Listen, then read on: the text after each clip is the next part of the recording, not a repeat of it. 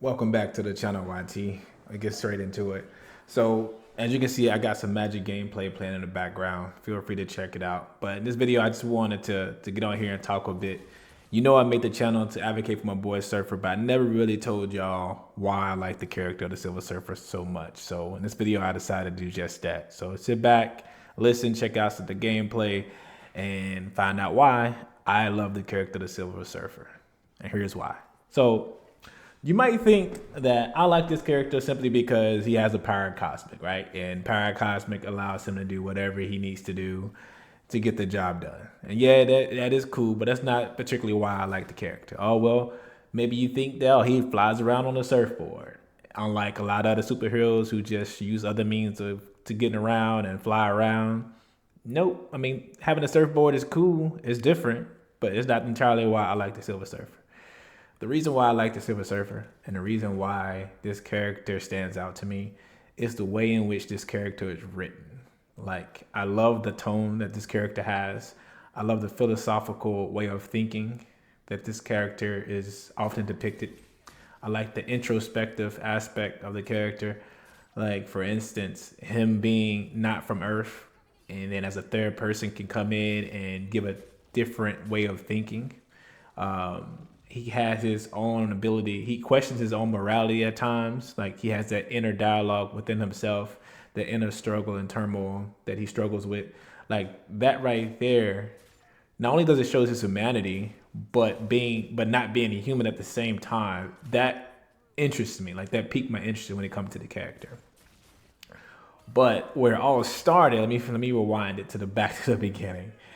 All right, so some of you may know that every Saturday morning, back when we were younger, early 2000s, they had the Saturday morning cartoons. And if you was a kid at that time like me, you couldn't wait for Saturday morning. Like, that was the jump start to your weekend. If you missed those first 3 or 4 hours in the morning on Saturday, your whole rest of your weekend is ruined, just about. So you always had to make sure you was up early enough on a Saturday to watch the movie. I mean, not watch the movie, watch the shows. So I don't know why this popped up. But anyways, as you can see, none of this is scripted. I literally just hit play and started talking to y'all. But anyways, so I remember waking up one morning, got my bowl of cereal, sitting in front of the TV, and Silver Surfer came on. And at this time, I didn't know much about it. I didn't read comics at the time, so I didn't know much about the character. I just knew this guy was flying around on a surfboard, shooting lasers out of his hands and eyes, and it looked cool. And I became a fan of it. So much so that I used to often ask my parents for the toys all the time. And they finally bought it for me. And when I tell you, I took this toy everywhere I went. And I was so proud of it. I was like, oh my God, this is my guy. Like, I got to put him everywhere. Put him in my lunchbox, put him in my backpack, took him everywhere with me. But I remember one particular time, and schools probably don't even do this anymore, but at my elementary school, we had something called show and tell. Some of y'all might have heard of it. Again, I don't think they even do this anymore. But show and tell was the one day out of the year where you can bring your toy or item to your classroom, and you get to stand up, you get to talk about it and tell everybody why you like it so much. And I remember it pretty vaguely, but I remember the night before not being able to sleep just because I was just that excited to be able to take my toy to school, not get it confiscated, and get to talk about it and brag about it to the rest of the class. And I wasn't scared, I wasn't nervous, because bullying back then wasn't a thing. At least in my neighborhood or my community, bullying wasn't a thing. You was allowed to be whatever you wanted to be, do what you want to do. But I remember Yu-Gi-Oh being super popular. I remember wrestling being super duper popular back in the day. And people were standing up talking about their Barbie dolls, talking about their wrestlers that they had, Yu-Gi-Oh cards, all kinds of stuff. But when it got to me and I got to talk about the Silver Surfer, man, I remember just having a big smile on my face, just bragging on it, and all kinds of things. But, you know, anything good doesn't last. So I remember the end of that toy. Unfortunately, having an older sibling, he decided that one day he was going to send Norrad back to Zenla. And it was the day after the 4th of July, so July the 5th. He strapped a rocket to him, and I guess he wanted to be Sid, and he decided to send my boy to the space. And my boy went up, and he came right back down. And unfortunately, he came down in pieces, and that was it for him, man. He was out of there. And that's the last I ever heard of him, the last I ever played with that toy. But as I got older, I began to appreciate the character even more,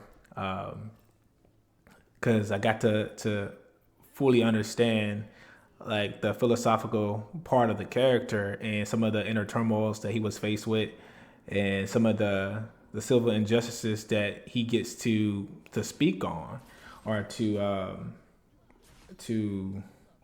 acknowledge and give his perspective on. So that's one of the things I like about the Silver Surfer, man. He's truly a character like none other, especially in Marvel.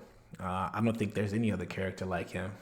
If you can think of any, please leave it in the comments. But that is the that is the reason why I like the Silver Surfer, and why this is such an intricate character, and why he should be added into the game. Now, I was afraid whenever the MCU got really, really popular a few years ago, and they introduced the character of the Vision, because the way the Vision spoke in the movies, I was like, damn, that's how Silver Surfer talks, or that's how he speaks. I was like, if they ever introduce, I don't think they ever would introduce Silver Surfer, because his character in the comics, at least, is portrayed a lot like how they're portraying Vision right now. You know how Vision has his moments where he speaks in these like sort of mini monologues. You know what I mean? I was like, that is really really dope, and I feared that if they keep Vision character around, then there'd be no point in introducing the Silver Surfer, because you have two of the same character essentially. But you know, we all know what happened to Vision. You know, I guess you can say he didn't see it coming. Never mind. But anyways, but yeah, I was concerned about that. But you know, the MCU, I mean Disney and Marvel got the rights back, and I was so excited. So, and as you know, got the Fantastic Four film coming out later this year, and I'll make a video about it here probably recently, pretty soon, just to give my thoughts on it. I won't say too much about it. I'm gonna save it all for the video, but what I will say is Marvel better get this right. They better get it right. And right now, they on thin ice, man. They really are.